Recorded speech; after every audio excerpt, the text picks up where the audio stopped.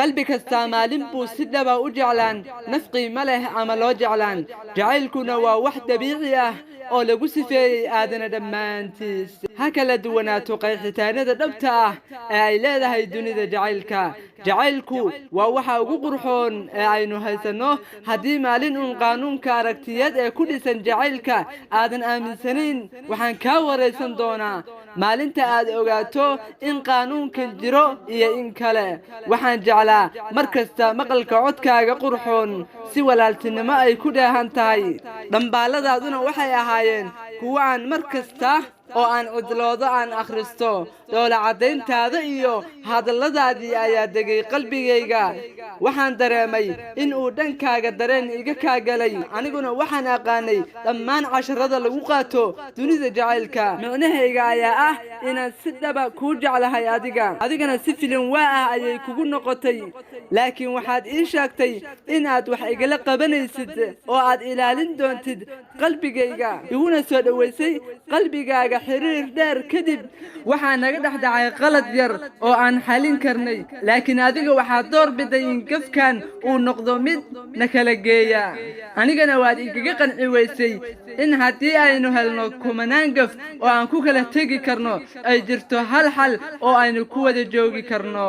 away ballantii ahayd haddii aan kaa xanaaqo kaa tegi maayo garabkaaga ma faarujinayo qalbigaagana xusuus ayaan ku reebi doonaa waad iska indha tirtay dhambaaladii aan kuu soo diray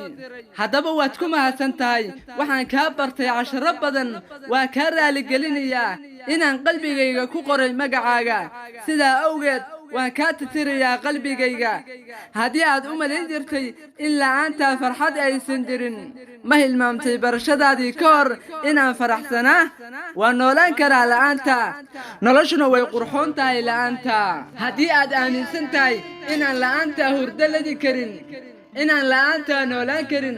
la'aanta aan faraxsanaan karin haddaba waa aragti raqiis ah oo aad iska dhaadhicisay inay ka mid tahay qaacidooyinka noloshayda ku dhisan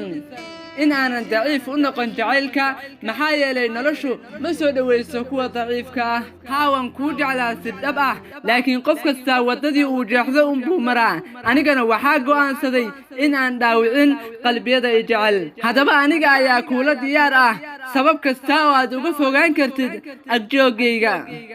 haddadan ayaa ka tirtirayaa qalbigayga dhammaan xusuusahaagii oo idil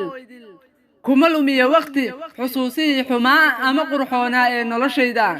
waxaan kugula dardaarmayaa inaad noqoto daacad iyo qof wanaagsan markaa waxaad heli doontaa qof daacad kuu ah oo wanaagsan qalbigaagana u dhimri farxad iyo wanaag iyo nolol qurux badan ku noolow hablaha wan wanaagsan waxaa u sugnaaday inama wan wanaagsan inamada wan wanaagsanna waxaa u sugnaaday hablo wanaagsan